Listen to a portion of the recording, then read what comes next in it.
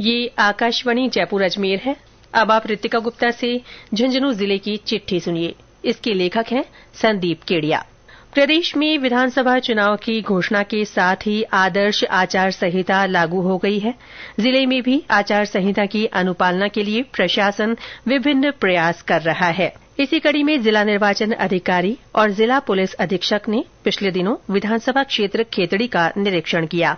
उन्होंने खेतड़ी की हरियाणा राज्य की सीमा से लगती चेक पोस्ट गणेशपुरा और बसई का निरीक्षण कर वहां उपस्थित स्टाफ से जानकारी लेकर उन्हें आवश्यक दिशा निर्देश दिए। निरीक्षण के बाद जिला कलेक्टर ने खेतड़ी पंचायत समिति के सभागार में विधानसभा चुनाव के तहत आदर्श आचार संहिता की पालना सुनिश्चित करने और क्षेत्र में निर्वाचन से संबंधित अन्य आवश्यक व्यवस्थाओं के संबंध में समीक्षा बैठक आयोजित की। इस दौरान नीम का थाना जिला कलेक्टर श्रुति भारद्वाज, खेतड़ी रिटर्निंग अधिकारी जयसिंह सहित अन्य अधिकारी उपस्थित रहे।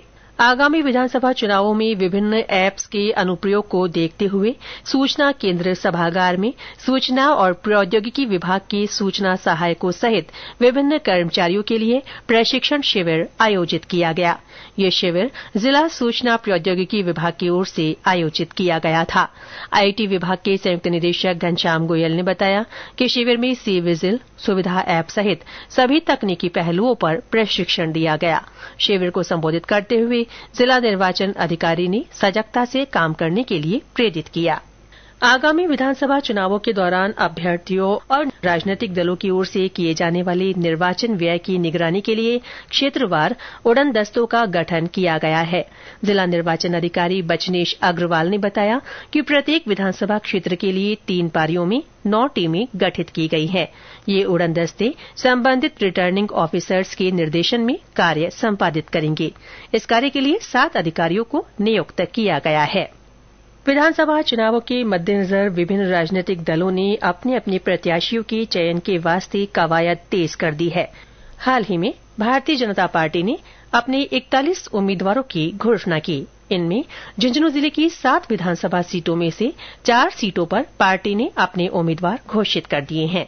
मंडावा सीट पर मौजूदा सांसद नरेंद्र कुमार को मैदान में उतारा गया है। वहीं झुंझुनू सीट से बबलू चौधरी को टिकट दिया गया है।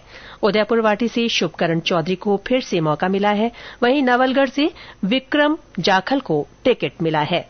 कांग्रेस पार्टी की ओर से भी प्रत्याशियों की सूची जल्दी ही जारी होगी। वहीं अन्य राजनीतिक दलों की भी कवायद तेज हो गई है। उपराष्ट्रपति जगदीप धनखड़ पिछले दिनों झुंझुनू पहुंचे। उन्होंने पिलानी के एक शिक्षण संस्थान में विद्यार्थियों को संबोधित किया। इस अवसर पर उन्होंने विद्यार्थियों का हौसला बढ़ाते हुए कहा कि असफलताओं से न डरे और न ही कोशिश करना छोड़े। उन्होंने कहा कि आज तक किसी भी तरह की उपलब्धि, अनुसंधान या आविष्कार असफलता का स्वाद चखे बिना पूरा नहीं हुआ है। बीते दिनों झुंझुनू की बेटी सेना में नियुक्त मेजर डॉक्टर कविता मील का हार्ट अटैक से निधन हो गया। डॉक्टर कविता का उनके पैतृक गांव सुजडोला में अंतिम संस्कार किया गया। डॉक्टर कविता ने वर्ष 2018 में मेडिकल ऑफिसर के रूप में जोधपुर मिलिट्री हॉस्पिटल में आर्मी की ड्यूटी ज्वाइन की थी। जम्मू के राजौरी में मिलिट्री हॉस्पिटल में वे फिलहाल सेवारत थीं और 9 अक्टूबर को प्रमोशन के बाद बीकानेर में ड्यूटी ज्वाइन करने वाली थीं। कविता मील की पार्थिव देह राजौरी से विशेष वाहन से पीपली लाई गई, जहां से सुजडोला तक तिरंगा यात्रा निकाली गई। पिलानी के इको पार्क में एक शिक्षण संस्थान की ओर से शौर्य स्थल का निर्माण करवाया गया है। इस शौर्य स्थल को वीर भूमि नाम दिया गया है। ये स्थल पहले और दूसरे विश्व युद्ध, भारत पाक युद्ध, भारत चीन युद्ध और कारगिल युद्ध के दौरान भारतीय सैनिकों के बलिदान और उनके शौर्य को एक श्रद्धांजलि है।